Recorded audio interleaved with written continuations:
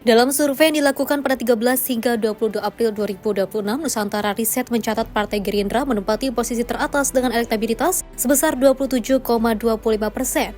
Disusul Partai Golkar dan PDI Perjuangan dengan selisih tipis di bawah 1% menunjukkan persaingan ketat di posisi 3 besar.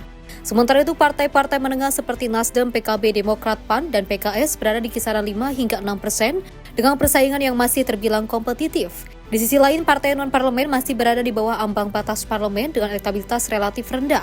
Survei ini juga menunjukkan tingkat kepuasan publik terhadap kinerja pemerintah Presiden Prabowo Subianto mencapai 80%, dengan faktor utama berupa ketahanan energi, stabilitas harga, serta program-program pemerintah di bidang pangan dan sosial. Meski demikian, peningkatan kesejahteraan masyarakat masih menjadi pekerjaan rumah yang perlu ditingkatkan oleh pemerintah ke depan. Survei kita dilihat dari kinerja Presiden Wakil Presiden itu mungkin juga ada efek dari itu, efek dari kinerja pemerintahan baik sehingga berefek terhadap partai politik. Ada elektoral yang didapatkan atau reward yang didapatkan oleh partai politik, khususnya Gerindra, mendapatkan reward elektoral dari kinerja pemerintahan yang baik.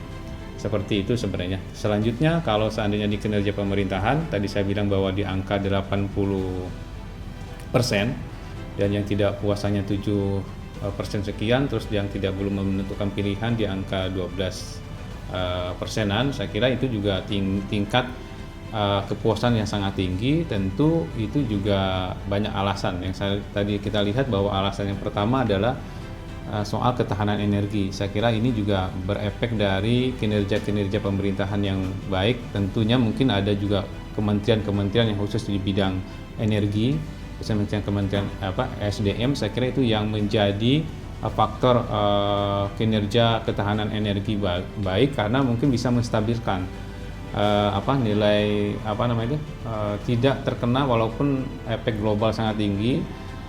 Subsidi pemerintah tetap dilakukan terhadap minyak. Saya kira itu juga menjadi titik yang dipandang oleh masyarakat.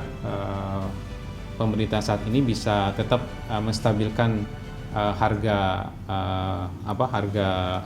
energi. Saya kira hasil survei ini menjadi gambaran awal kondisi politik nasional menjelang dinamika politik ke depan, sekaligus menjadi catatan bagi pemerintah dan partai politik untuk terus meningkatkan kinerja dan juga kepercayaan publik. Dari Jakarta, Tim Liputan Simpo TV melaporkan.